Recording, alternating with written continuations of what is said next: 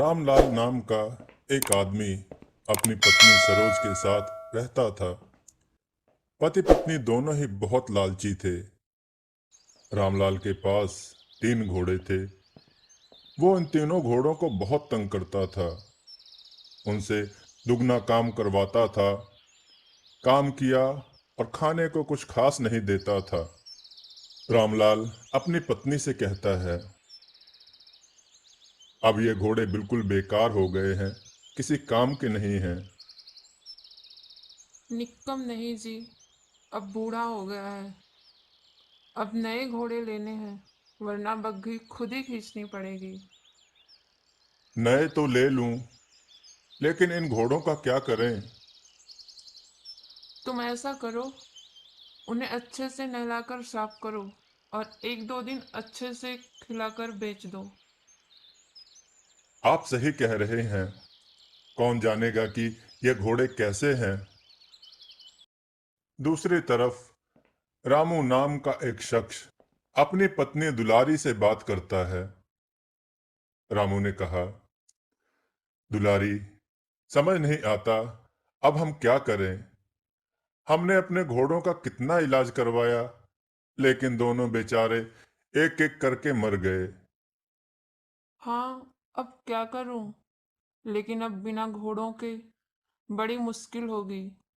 आप व्यापारियों के अनाज की बोरी कैसे लेंगे? देखता हूँ, मैं कुछ पैसे उधार लेता हूँ और नए घोड़े लाता हूँ, तभी हमारा काम चल सकेगा। अगले दिन रामू गांव के जमींदार से पैसे उधार लेकर पशु बाजार में घोड़ा खरीदने जाता है। वहां रामलाल अपने 3 घोड़ों के साथ खड़ा था। रामलाल ने कहा, ले लो, 20,000 में 3 घोड़े, 20,000 में 3 घोड़े ले लो। अरे, ये तो बहुत कम दाम में घोड़े बेच रहा है, और वो भी 3 घोड़े। भाई, ये घोड़े 20,000 में दे रहे हो, लेकिन इतने सस्ते में क्यों बेच रहे हो? क्या कारण है? शहर में ही मेरा काम है, इसलिए मैं अपने परिवार के साथ शहर में रहूंगा और इन घोड़ों को इसीलिए बेच रहा हूं। रामू मन ही मन सोचता है, अरे वाह, अंधे को तो बस एक आंख चाहिए थी और वो मिल गई। भाई, मुझे ये 3 घोड़े दे दो। रामू रामलाल से तीनों घोड़े खरीदकर घर ले आता है। रामू जैसे ही घोड़ों पर सामान लादने लगता है, घोड़े गिर जाते हैं और रामू कहता है, अरे, ये घोड़े क्यों गिर गए? मैंने इतना वजन भी नहीं डाला। रामू डॉक्टर को घोड़ों को दिखाता है। घोड़ों को देखकर डॉक्टर रामू से बात करता है। डॉक्टर रामू से कहता है, ये घोड़े बहुत बूढ़े हैं और ये भी बीमार हैं, इनका इलाज करना होगा। डॉक्टर की बात सुनकर रामू बहुत दुखी होता है। दुलारी कहती है, तुम चिंता मत करो, उदास क्यों हो? भगवान कोई रास्ता जरूर निकालेगा। बेचारा रामू कर्ज लेकर घोड़ों का इलाज करवाता है, लेकिन अब उसके घर की हालत बहुत खराब थी। रामू कहता है, मुझे समझ नहीं आ रहा कि मैं क्या करूं। ये घोड़े उनके मालिक को ही दे दो। अगर उसका मालिक इन्हें रखना चाहता था, तो वह मुझे धोखे से क्यों बेचता। फिर एक साधु बाबा बाहर आते हैं। कुछ खाने को दे दो बेटा, भगवान भला करेगा। रामू भोजन की थाली देते हुए, बाबा, लो खाना खा लो।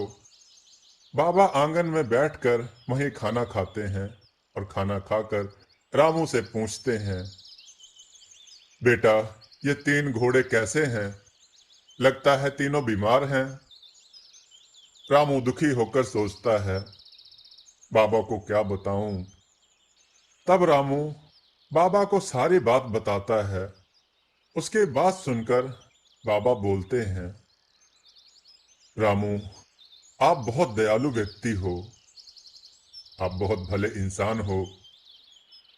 मैं बहुत दयालु हूँ बाबा, लेकिन दयालु होकर कैसे चलेगा? मेरे पास अब उनके इलाज के लिए पैसे नहीं हैं। या इन्हें मार डालूं, लेकिन मैं ऐसा नहीं कर सकता। कृपया मुझे कोई उपाय बताएं। बेटा, मैं आपकी परेशानी समझता हूँ, पर अब तुम कभी परेशान नहीं होगे। बाबा घोड़ों के पास जाते हैं और अपने कमंडल से पानी छिड़कते हैं, और फिर अचानक वे तीनों घोड़े खड़े हो जाते हैं।